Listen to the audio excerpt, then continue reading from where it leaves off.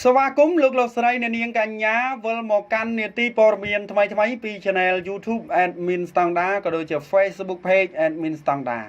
ហើយនៅថ្ងៃនេះ Admin Standard ក៏មានជាអត្ថបទព័ត៌មានថ្មីដែលតាក់ទងទៅនឹងប្រទេសចិនបានបង្កើតឈុតការពារមួយយ៉ាងដែលបំពាក់ដោយម៉ាស៊ីនត្រជាក់ដើម្បីងាយស្រួលការងារបុគ្គលិកពេទ្យនៅក្រោមអាកាសធាតុក្តៅហែងកាលពីពេលថ្មីនេះទីភ្នាក់ងារសារព័ត៌មានចិនស៊ីនហួរបានធ្វើសេចក្តីរាយការណ៍ថាក្រុមហ៊ុនចិន Torrent គ្រប់ដែលជាក្រុមហ៊ុនផលិតសម្ភារៈប្រើប្រាស់វិទ្យាសាស្ត្រមានមូលដ្ឋាននៅទីក្រុងស៊ីនសាំងខេត្តហឺណានភាគកណ្ដាលនៃប្រទេសចិនបានបង្កើតឈុតការពារវិទ្យាសាស្ត្រ PPE ឈុតគេលយមែនតើប្រិមិត្ត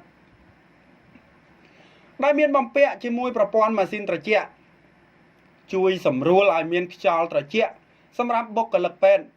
ដែលត្រូវការបំពេញការងារនៅក្រោមអាកាសធាតុក្តៅឬបំពេញការងារជាច្រើនម៉ោងជាដើម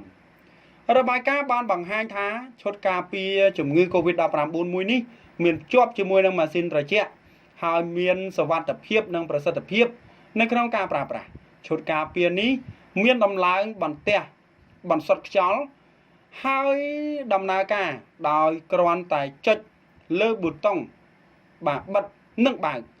យ៉ាងងាយស្រួលជាទីបំផុតអ្នកប្រើប្រាស់អាចគ្រប់គ្រងសីតុណ្ហភាពឈុតការពារចន្លោះពី26ទៅ29អង្សាសេដែលធ្វើឲ្យការងាររបស់បុគ្គលិកពេទ្យកាន់តែមានផាសុកភាពនិងនៅពេលរដូវក្តៅចូលមកដល់អញ្ចឹងប្រិមិត្តលយមែនតើគេមាន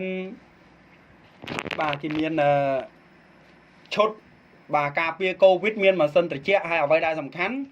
ខ្យល់ដែលចូលទៅនឹងគឺជាខ្យល់បរិសុទ្ធគេមានការបន្សុទ្ធខ្យល់ទៀតអស្ចារ្យមែនតើប្រិមិត្តអស្ចារ្យអញ្ចឹងសង្ឃឹមថាឈុតហ្នឹងកម្ពុជាយើងនឹងទទួលបានដែរប្រិមិត្តនឹងបញ្ជាទិញមកដែរដើម្បីក្រុមគ្រូពេទ្យយើងគាត់មានភាពងាយស្រួលក្នុងការធ្វើការនៅហាលក្តៅក៏ដូចជាចូលទៅតំបន់ដែលបិទចិត្ត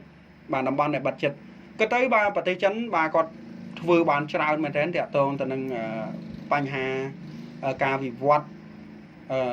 គ្រឿងបរិក្ខារពេទ្យក៏ដូចជាមានការវិវត្តតាក់ទងទៅនឹងសម្លៀកបំពាក់អីជាដើមប្រិមិត្តឃើញថាគេវិវត្តខ្លាំងណាស់នៅចិននៅចិនតាក់ទងទៅនឹងអត្ថបទព័ត៌មានប្រិមិត្តក៏មានតែប៉ុណ្្នឹងដែរបើពេញចិត្តសូមកុំភ្លេចចុចពាក្យជាវឬក៏ Subscribe ម្នាក់មួយផងជាចុងក្រោយ Admin Standard សូមជម្រាបលា